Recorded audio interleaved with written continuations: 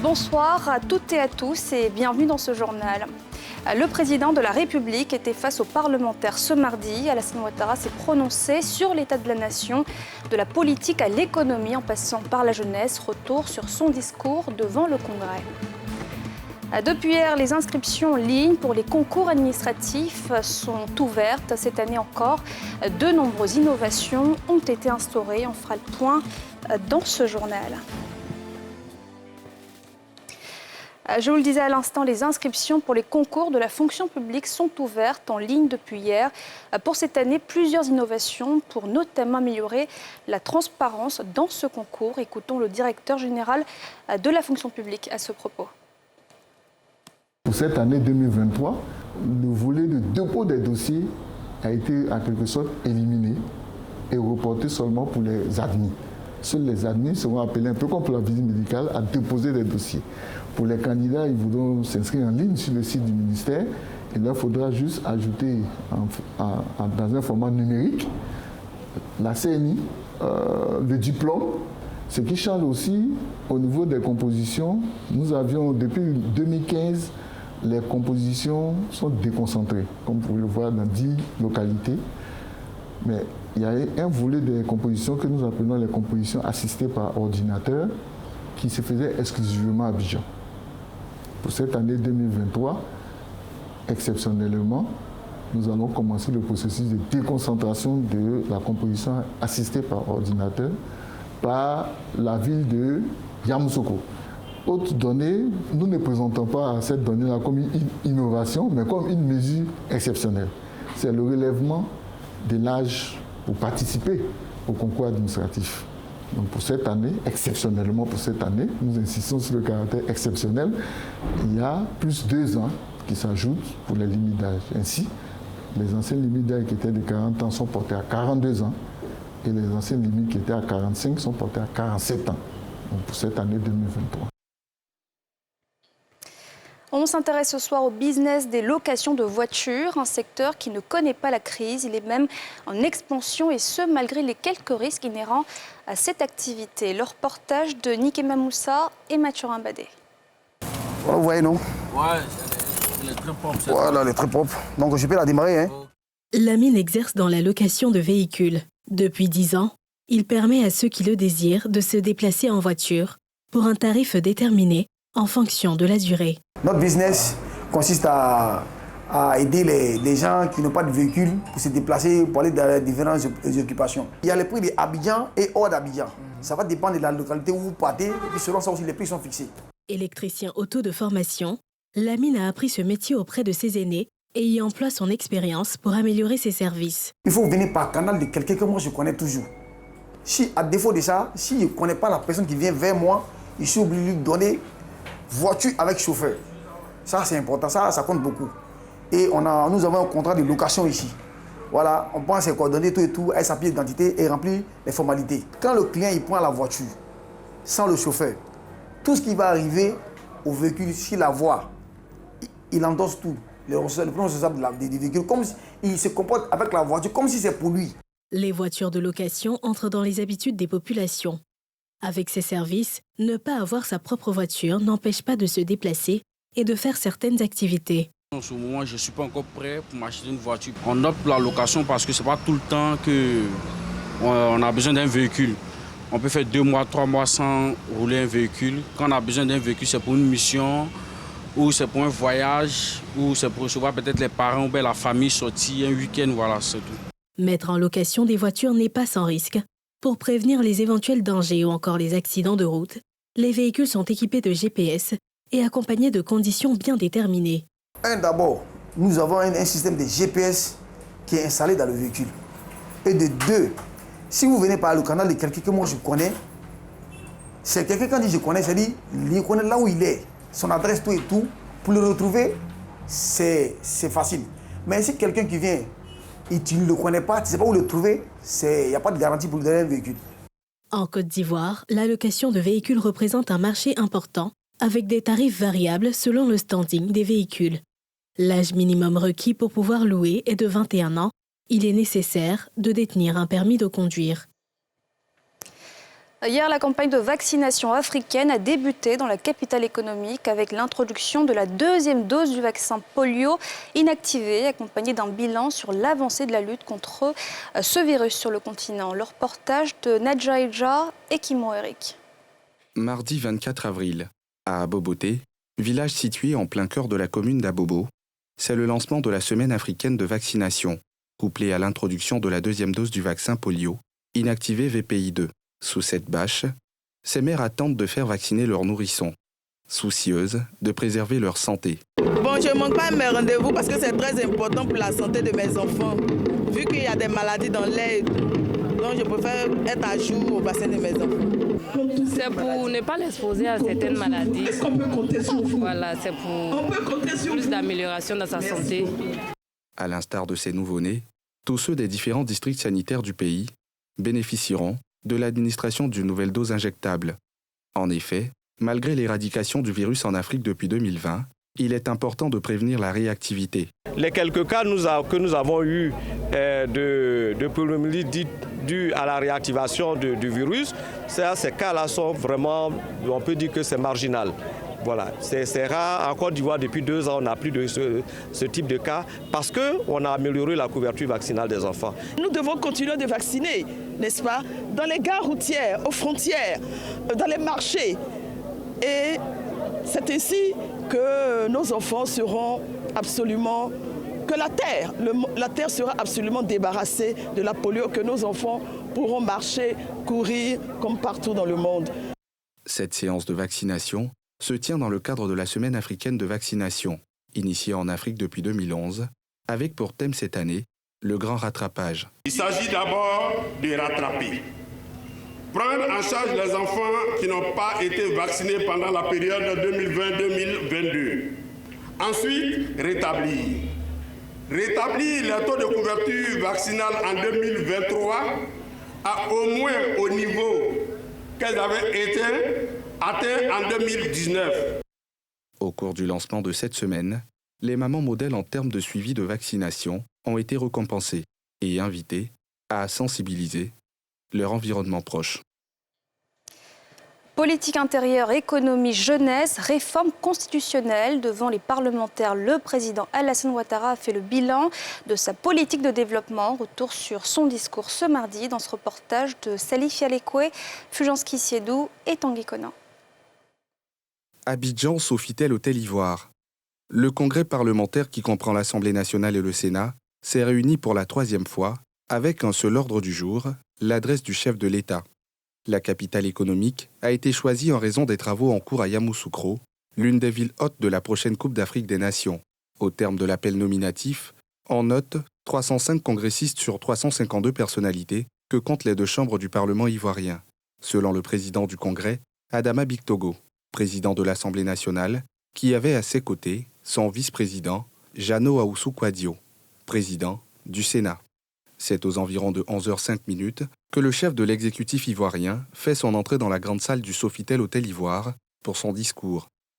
Durant environ 40 minutes, il s'est exprimé sur plusieurs sujets relatifs à la marche de la nation, notamment une proposition de révision constitutionnelle. L'instauration de 2 sessions ordinaires vise, dans un souci d'efficacité, à permettre davantage de célérité dans l'examen et l'adoption des projets de loi soumis au Parlement par le gouvernement, en faisant coïncider la période du travail parlementaire et celle du travail gouvernemental. L'année 2023, consacrée à la jeunesse ivoirienne, sera marquée par des actes plus forts, à en croire Alassane Ouattara, qui engage plus de 300 milliards pour l'employabilité des jeunes et le financement de leurs projets. Mon objectif, c'est de faire en sorte que les jeunes sachent que chaque jour, cette année, 1 milliard de francs CFA leur sera consacré. C'est-à-dire 361 milliards pour l'année 2023. La mise en œuvre de cet ambitieux programme sur la période 2023-2025 est évaluée à plus de 1118 milliards de francs CFA. Et il permettra d'offrir des opportunités et de toucher près de 1,5 million de jeunes dans le cadre des programmes d'insertion professionnelle. Pour les élections locales prévues en septembre prochain, le chef de l'exécutif souhaite que ces scrutins soient apaisés. Je souhaite que les prochaines élections municipales et régionales, prévues le 2 septembre de cette année, se déroulent dans un climat de paix, de respect et de fraternité. La Côte d'Ivoire sera le pays hôte de la CAN 2023 à partir de janvier 2024. Le chef de l'État, à ce sujet, rassure que toutes les infrastructures seront disponibles avant cette grande fête du football africain. La Constitution du 8 novembre 2016, consacrant la Troisième République, a institué le bicamérisme en Côte d'Ivoire. Et à la fin de ce congrès, les parlementaires de toute obédience politique ont pris la parole, bien que la majorité d'entre eux salue le discours du président. L'opposition a exprimé quant à elle des regrets sur l'absence de certaines problématiques majeures. Les précisions de Pierre Dipomélin, c'est Tanguy Conan. C'était un discours attendu. Cette adresse sur l'état de la nation par le chef de l'État, Alassane Ouattara. Après avoir déroulé la situation économique, sociale et sécuritaire du pays, le président Ouattara a évoqué sa volonté de proposer une révision de la Constitution qui portera à 2 le nombre de sessions parlementaires. Une décision accueillie favorablement par les parlementaires. Il propose qu'on fasse 2 sessions dans l'année. Une première session qui commence de janvier à juin et une deuxième session budgétaire qui commence de octobre à décembre. Ce qui est tout à fait judicieux parce que ça nous permet de mieux travailler et d'avoir les mêmes vacances parlementaires que le gouvernement pour mieux examiner et bien travailler les projets qui nous sont soumis pour examen. Donc, dans l'ensemble, nous sommes satisfaits. Et nous, les sénateurs, il a demandé au ministre, il a instruit le ministre de l'Intérieur de faire une proposition de loi pour que le Sénat soit pris en compte dans l'octroi du financement des groupes parlementaires. Cette révision qui ramènera à 2 sessions annuelles est une bonne initiative parce qu'il faut adapter, harmoniser le fonctionnement du Parlement et celui du gouvernement. Et notre Parlement a toujours fonctionné sur la base de 2 sessions. Nous saluons cette décision parce que ça permet aux représentants que nous sommes non seulement de mieux nous organiser, mais aussi d'être opérationnels et de rendre compte à la base par l'intermédiaire de 2 sections. Donc c'est une décision salutaire et nous ne ferons que heureux dans ce sens-là pour la bonne marche de nos 2 chambres. Pour certains élus, les questions qui fâchent n'ont pas été suffisamment abordées. De la même façon qu'on a fait le bilan en matière d'infrastructure, en matière d'économie, en matière de santé et d'éducation, il aurait été intéressant que le président profite de cette tribune pour décliner les avancées du ministère chargé de la réconciliation nationale et les perspectives. Parce que tout ce qui est fait, qu'il s'agisse de l'économie, des infrastructures, des politiques sectorielles, tout cela dépend de la stabilité du pays, de la cohésion sociale et de la réconciliation. Le président parle de la macroéconomie, mais la microéconomie qui concerne la vie des hommes individuellement, le président n'a pas fait cas de ça. Je pense qu'il faut que le gouvernement s'attelle à ces problèmes qui vont faire sentir le progrès au niveau des individus. C'est ça qui fait. On peut avoir beaucoup de richesses dans le pays, mais si le progrès du pays ne se répartit pas ou ne se sent pas au niveau des individus, je pense que ce n'est pas un objectif atteint. D'autres, par contre, saluent un discours édifiant sur la situation globale du pays. Nous avons écouté le président de la République donner une photographie de la situation nationale, une photographie reluisante, puisqu'il a parlé de la Côte d'Ivoire au plan économique, au plan social, au plan militaire, au plan scolaire, au plan de l'éducation. En fait, tous les problèmes ont été passés au peigne fin et il a annoncé une modification de la Constitution. Au total, c'est une Côte d'Ivoire solidaire de plus en plus renforcée. À partir d'aujourd'hui, chacun de nous aussi, après l'avoir écouté, va se retourner dans sa circonscription pour rendre compte des bonnes choses qu'il a entendues avec le président de la République. C'est la 3e fois que le président Alassane Ouattara se soumet à cet exercice. Cette année, c'est le Sofitel Hôtel Ivoire qui a abrité le congrès parlementaire en raison des travaux de réhabilitation des hôtels présidents et celui des parlementaires à Yamoussoukro. Et puis qu'en pensaient les Ivoiriens de ce discours, le premier de l'année pour le président Alassane Ouattara, au micro de Nedja Eja et Mathurin Badé. Plusieurs d'entre vous se sont exprimés. Regardez.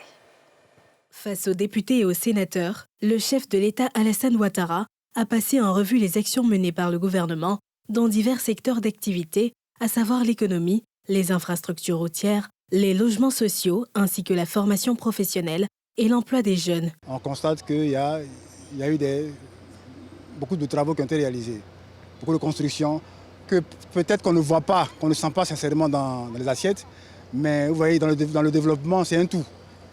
D'accord? Donc je pense que c'est bon à prendre. Continuons et prions pour que la paix y soit. Pour les actions en faveur des jeunes, le chef de l'État entend engager chaque jour 1 milliard de francs CFA pour l'insertion professionnelle de cette tranche de la population. C'est bon pour nous les jeunes parce qu'on avait vraiment besoin de ça. Vu les difficultés, tout et tout, franchement, je pense que c'est une bonne chose. Des annonces pour le grand bonheur de la population qui espère voir ces actions se pérenniser. Mes attentes, c'est surtout au niveau de la jeunesse. En fait, faire en sorte qu'il y ait beaucoup d'industries, beaucoup d'entreprises. Et essayer de revoir le système éducatif. Faire en sorte que les écoles soient arrimées aux entreprises industrielles. C'est ce qui manque en Côte d'Ivoire. On entend que le pays se développe en termes de chiffres. Économiquement, on dit qu'il y a des avancées économiques, mais la population, le citoyen lambda grogne. Parce que les effets de ce développement, on ne reçoit pas encore ça sur le quotidien des Ivoiriens. Voilà. C'est vrai qu'il y a le volet, il y a qu'on appelle le filet social. Mais je crois qu'il faudra étendre ce filet social-là et trouver des mesures pour faire baisser le coût de la vie. Parce que cette adresse sur l'état de la nation devant le Parlement réuni en congrès est la 3e du genre dans l'histoire du pays. Un mot de sport, le 24 avril 2022, Idrissa Diallo accédait à la tête de la présidence de la Fédération ivoirienne de football. Un an après, quel bilan et quelles perspectives pour les 3 années à venir? Le reportage de Salif Yalekwe et Mathurin Badé. Le président de la FIF, Fédération ivoirienne de football, Yacine Idriss Diallo, a présidé un séminaire portant sur le plan stratégique 2023-2026 du football ivoirien. À terme, un document final devant définir les priorités et les objectifs qui vont guider les actions au cours des prochaines années sera produit et soumis à la FIFA. Étaient présents à ces assises plusieurs acteurs et partenaires du football. Au nombre des participants, l'ancien ministre en charge des sports, René Dibi, et Jacques Anouma, ancien président de la FIF. On fait cet exercice aujourd'hui pour la mise en place d'un plan stratégique qui implique l'ensemble des personnes qui sont intéressées par l'écosystème. Et c'est une fois qu'on a fini ça, ce que nous allons sortir de nos travaux va être le fruit de la réflexion de tous les participants. Et ça ne sera plus un projet de programme, mais ce sera une vision stratégique qui sera déclinée dans l'intérêt de toutes les parties. Ça rentre totalement dans notre vision. On a dit que nous voulons rassembler pour développer. Ce séminaire s'est tenu 1 an après la désignation de Yacine Idriss Diallo à la tête de la fêtière du football ivoirien. Une occasion pour les observateurs du ballon rond de se prononcer sur les premiers mois du successeur de feu Augustin Sidi Diallo. Il a été élu pour un mandat de 4 ans. Déjà 1 an, ce que je retiens, c'est que le ballon roule en Côte d'Ivoire dans toutes les catégories. Je veux parler des districts au niveau régional, la D3, la Ligue 2 et la Ligue 1. Au niveau du football féminin, ça marche. La Ligue 2 aussi, au niveau du football féminin, se déroule bien. Donc je pense que déjà au niveau des compétitions, tout va bien. Et il a annoncé des réformes. Je pense que tout est en train d'aller dans le bon sens. On sent dans une normalité puisque la normalisation est passée. Donc aujourd'hui, les acteurs sont focus sur le championnat. On prépare à grands pas à la CAN. Donc pour moi, c'est un bilan plus ou moins positif. Il réunit les acteurs de football pour notamment porter la réflexion en vue notamment du développement du football ivoirien. Tout ceci est encouragé.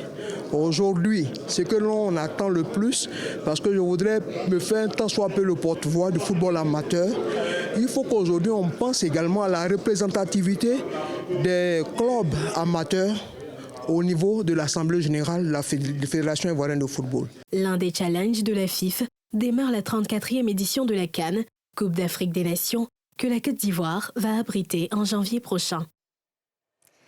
Et de la culture à présent, le célèbre festival des musiques urbaines d'Anoumambo ouvert ses portes ce mardi. Cette année encore, de belles têtes à l'affiche à Abidjan et dans le centre du pays. Une 15e édition placée sous le thème de la sécurité alimentaire et de l'agriculture durable. Issa Koné, Zécré Joseph.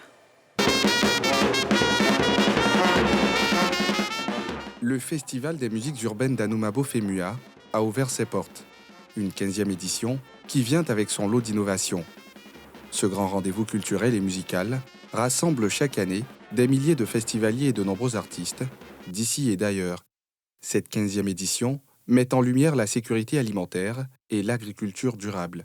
Comme vous le savez désormais, le FEMUA, c'est en plus des concerts, un carrefour jeunesse dédié aux rencontres entre les jeunes et les experts autour de la thématique principale du festival. C'est également le FEMUA Kid, une tribune dédiée aux enfants.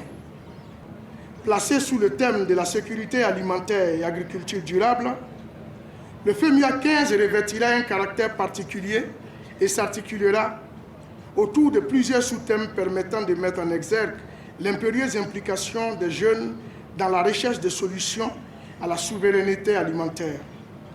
Il s'agira d'inviter les jeunes à s'engager davantage dans l'entrepreneuriat agricole en leur donnant les rudiments nécessaires pour y parvenir.